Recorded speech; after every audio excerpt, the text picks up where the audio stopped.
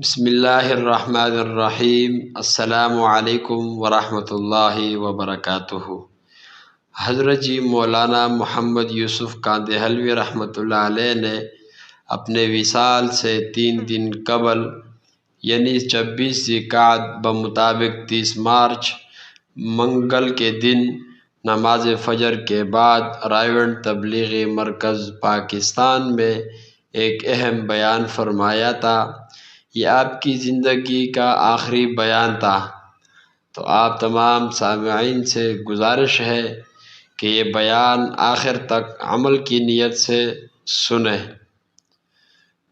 چونکہ ان کا یہ بیان تحریری شکل میں موجود ہے تو ہم نے سوچا کہ اس کو ایک یوٹیوب چینل میں محفوظ کیا جائے، اسی لیے آپ تمام احباب سے گزارش ہے کہ پوری توجہ کے ساتھ آخر تک اس بیان کو سنیں۔ دعوت و تبلیغ کے متعلق اور امت بننے کے متعلق بہت ہی اہم بیان ہے۔ فرمایا کہ دیکھو میری طبیعت ٹھیک نہیں، ساری رات مجھے نیند نہیں آئی، اس کے باوجود ضروری سمجھ کر بول رہا ہوں۔ جو سمجھ کر عمل کرے گا اللہ تعالیٰ اسے چمکائے گا، اور ورنہ اپنے پاؤں پر خود کلہاڑی مارے گا۔ یہ امت بڑی مشقت سے بنی ہے۔ یہ امت بنانے میں حضور اکرم صلی اللہ علیہ وآلہ وسلم اور حضرات صحابہ کرام رضوان اللہ علیہم اجمعین نے بڑی مشقتیں اٹھائی ہیں، اور یہ ان کے دشمنوں یہود اور نصارہ نے ہمیشہ اس کی کوشش کی ہے کہ مسلمان ایک امت بن کر نہ رہیں بلکہ ٹکڑے ٹکڑے ہوں۔ اب مسلمان اپنے امتی ہونے کی صفت کھو چکے ہیں۔ جب تک یہ امت بنے ہوئے تھے چند لاکھ ساری امت پر بھاری تھے، ایک پکا مکان نہیں تھا، حتیٰ کہ مسجدیں بھی کچی تھی، مسجد میں چراغ تک نہیں جلتا تھا۔ مسجد نبوی صلی اللہ علیہ وسلم میں ہجرت کے 9ویں سال چراغ جلا ہے، اور مسجد نبوی میں سب سے پہلے چراغ جلانے والے حضرت تمیم داری رضی اللہ عنہ ہیں۔ وہ سن 9 ہجری میں اسلام لائے تھے، اور اس سال تقریباً سارے عرب میں اسلام پھیل چکا تھا۔ مختلف قومیں، مختلف زبانیں، مختلف قبیلے ایک امت بن چکی تھی۔ پھر یہ امت دنیا میں اٹھی، جدھر کو نکلی ملک در ملک پیروں میں گرتے رہے۔ یہ امت اس طرح بنی تھی کہ ان کا کوئی آدمی اپنے خاندان، اپنی برادری، اپنی قبیلہ، اپنی قوم، اپنے پارٹی، وطن، زبان، کسی چیز کا حامی نہ تھا۔ مال اور جائیداد، بیوی بچوں کی طرف دیکھنے والا بھی نہ تھا، بلکہ یہ دیکھتا تھا کہ اللہ رب العزت اور رسول اللہ صلی اللہ علیہ وسلم کیا فرماتے ہیں۔ امت جب ہی بنتی ہے جب اللہ اور رسول صلی اللہ علیہ وسلم کے مقابلے میں سارے رشتے اور سارے تعلقات کٹ جائیں۔ جب مسلمان ایک امت تھے تو ایک مسلمان کے قتل ہو جانے سے ساری امت ہلتی تھی، اب ہزاروں لاکھوں گلے کٹتے ہیں اور کوئی پرواہ نہیں ہوتی۔ امت ایک قوم اور کسی ایک علاقے کے رہنے والوں کا نام نہیں ہے، بلکہ سینکڑوں اور ہزاروں قومیں جڑ کر ایک امت بنتی ہے۔ جب کوئی کسی ایک قوم اور علاقے کو اپنا ایک سمجھتا ہے اور دوسروں کو غیر سمجھتا ہے تو وہ امت کو ذبح کرتا ہے، اور حضور پاک صلی اللہ علیہ وسلم اور صحابہ کرام رضوان اللہ علیہم اجمعین کی محنت پر پانی پھیرتا ہے۔ اب اگر مسلمان پھر سے امت بن جائے تو دنیا کی ساری طاقتیں مل کر بھی ان کا کچھ بھی نہیں بگاڑ سکتی۔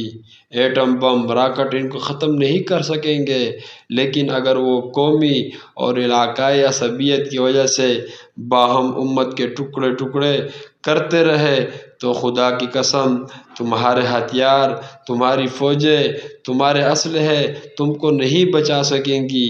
مسلمان ساری دنیا میں اس لیے پٹ رہا ہے اور اس لیے مر رہا ہے کہ اس نے امت پنے کو ختم کر کے حضور پاک صلی اللہ علیہ وسلم کی قربانی پر پانی پھیر دیا ہے۔ میں یہ دل کے غم کی باتیں کہہ رہا ہوں کہ ساری تباہی اس وجہ سے ہے کہ امت نہ رہی، بلکہ یہ بھی بھول گئے کہ امت کیا ہے۔ حضور صلی اللہ علیہ وسلم نے کس طرح امت بنائی؟ امت بننے کے لیے اور مسلمانوں کے ساتھ اللہ کی مدد ہونے کے لیے صرف یہ کافی نہیں کہ مسلمانوں میں نماز ہو، روزے رکھتے ہو، حج کرتے ہو، مدرسے قائم ہو جائے، مساجد قائم ہو جائے۔ نہیں، حضرت علی رضی اللہ عنہ کا قاتل ابن ملجم ایسا نمازی اور ایسا ذاکر تھا، جب اس کو قتل کر رہے تھے تو قتل کرتے وقت اس کی زبان کاٹنی چاہی لوگوں نے، تو اس نے کہا سب کچھ کر لو لیکن میری زبان مت کاٹو، تاکہ میں زندگی کی آخری سانس تک اس سے اللہ کا ذکر کرتا رہوں۔ اس کے باوجود حضور صلی اللہ علیہ وسلم نے فرمایا تھا کہ حضرت علی رضی اللہ عنہ کا قاتل میری امت کا سب سے زیادہ شقی اور بدبخت ترین آدمی ہوگا۔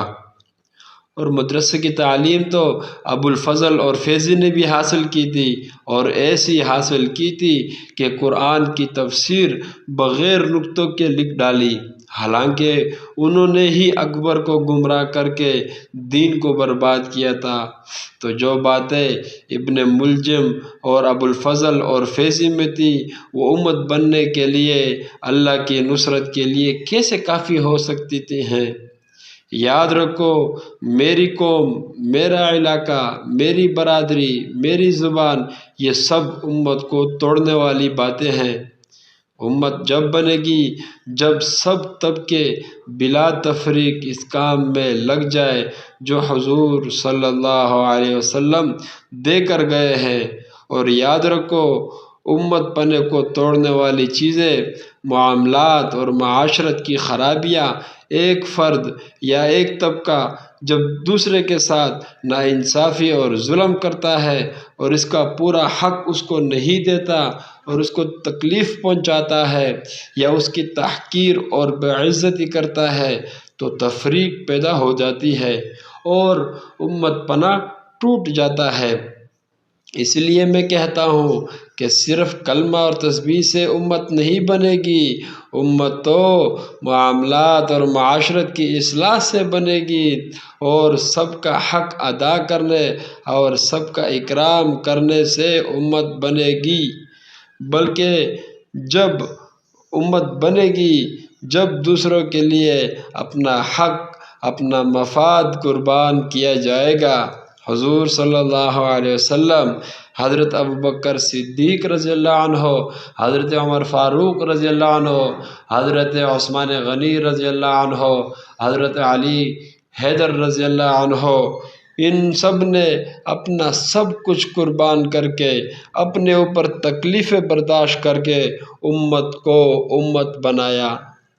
امت بننے کے لیے ضروری ہے کہ سب کی ایک کوشش ہو کہ امت میں جوڑ پیدا ہو جائے۔ حضور صلی اللہ علیہ وسلم کی حدیث کا مفہوم ہے کہ قیامت کے دن ایک آدمی لایا جائے گا کہ اس نے دنیا میں نماز، روزہ، تبلیغ سب کچھ کیا ہوگا، مگر وہ عذاب میں ڈال دیا جائے گا۔ کیونکہ اس کے کسی بات پر امت میں تفریق ڈالی ہوگی۔ اس سے کہا جائے گا کہ پہلے اپنے اس لفظ کی سزا بھگتو جس کی وجہ سے امت کو نقصان پہنچا ہے۔ اس کے برخلاف دوسرا شخص ہوگا کہ جس کے پاس نماز، روزہ، حج وغیرہ ان چیزوں کی بہت کمی ہوگی، وہ خدا کے عذاب سے بہت ڈرتا ہوگا، مگر اس کو بہت ثواب اور نیکیوں سے نوازا جائے گا۔ وہ خود پوچھے گا کہ یا اللہ، یہ کرم میرے کس عمل کی وجہ سے ہے؟ جواب ملے گا کہ تو نے فلاں موقع پر ایک بات کہی تھی جس سے امت میں پیدا ہونے والا ایک فساد رک گیا تھا، توڑ کے بجائے جوڑ پیدا ہو گیا تھا۔ یہ تیرے اسی لفظ کا صلہ اور ثواب ہے۔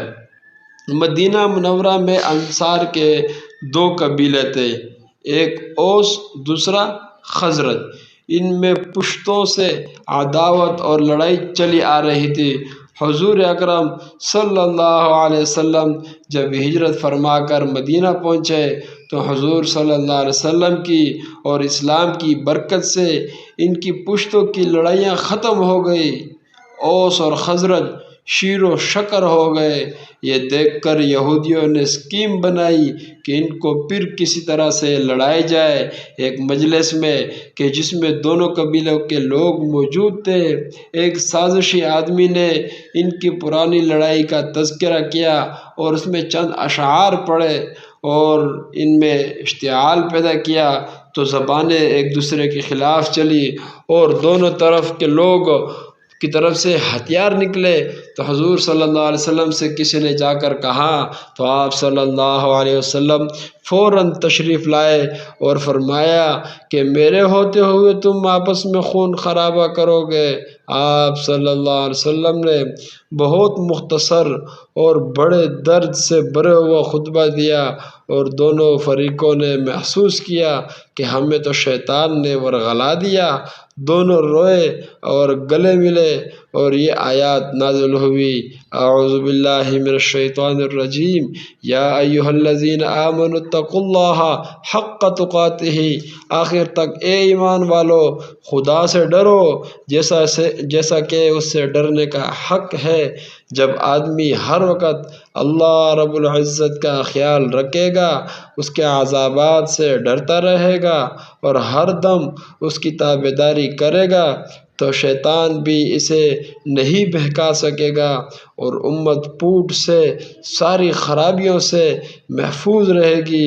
شیطان تمہارے ساتھ ہے اور اس کا علاج یہ ہے کہ تم میں سے ایک ایسے گروہ ہو جو بلائی اور نیکی کی طرف بلائے اور ہر برائی اور فساد سے روکے، نمازوں پر محنت کرے، ذکر پر محنت کرے، برائیوں سے بچانے کے لیے محنت کرے، اور ان محنتوں کی وجہ سے امت ایک امت بنے گی، اور جو اس امت پنے کو توڑیں گے ان پر اللہ کی طرف سے مار پڑے گی اور قیامت کے دن قبروں سے کالے منہ اٹھیں گے اور ان سے کہا جائے گا کہ تم نے ایمان اور اسلام کے بعد کفر والوں کا طریقہ اختیار کیا، اب تم یہاں دوزخ کا عذاب چکھو۔ اور جو ٹھیک راہ پر چلتے ہوں گے ان کے چہرے نورانی اور چمکتے ہوئے ہوں گے اور وہ ہمیشہ اللہ کی رحمت اور جنت میں رہیں گے۔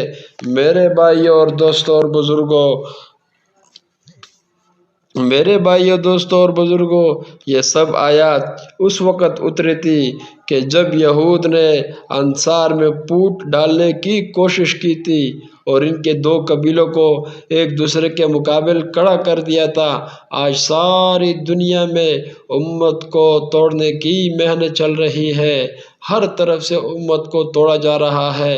اس کا علاج اور حل یہی ہے کہ تم اپنے آپ کو حضور پاک صلی اللہ علیہ وسلم والی محنت میں لگا دو، مسلمانوں کو مسجدوں میں لاؤ، وہاں ایمان کی باتیں ہوں، ایمان والوں کے تذکرے ہوں، تعلیم اور ذکر کے حلقے ہوں، دین کی محنتوں کے حلقے ہوں، مختلف حلقوں کے مختلف برادریوں، مختلف قومیں، مختلف زبان والے لوگ مسجد کے اندر آ کر اللہ کے دین کی محنت کرے، مسجد نبوی والے اعمال کرے۔ ہم امت کی بنانے کی بات کر رہے ہیں یا امت کو توڑنے کی؟ ہم کسی کی چغل خوری تو نہیں کر رہے، ہم کسی کے خلاف سازش تو نہیں کر رہے۔ یہ امت حضور صلی اللہ علیہ وسلم کے خون اور فاقوں سے بنی تھی۔ یاد رکھو، اتنی سخت پکڑ نماز کے چھوڑنے پر نہیں ہوگی جتنی سخت پکڑ امت کے توڑنے پر ہوگی۔ دوستو، اپنے آپ کو اس محنت پر جھونک دو کہ جو حضور صلی اللہ علیہ وسلم کی امت میں امت پن آ جائے۔ اب اس کا اہتمام کرو کہ مختلف قوم، مختلف علاقے، مختلف طبقے، مختلف زبان والوں جوڑ جوڑ کر ان کی جماعتوں میں ان کو بھیجو اور اصول کی پابندی کراؤ، پھر انشاءاللہ امت بننے والا کام ہوگا، اور شیطان اور نفس خدا نے چاہا تو کچھ بھی نہیں بگاڑ سکیں گے۔ یہ جی مختصر سا خطاب تھا حضرت مولانا یوسف کاندھلوی رحمۃ اللہ علیہ کا، جو رائے ونڈ تبلیغی مرکز میں آخری خطاب ہوا۔ مزید بھی انشاءاللہ تبلیغی بیانات اس چینل پر اپلوڈ ہوں گے۔ آپ سب ساتھیوں سے گزارش ہے کہ ہمارے اس چینل رائے ونڈ بیانات آفیشیل کو ضرور سبسکرائب کریں۔ جزاکم اللہ خیرہ۔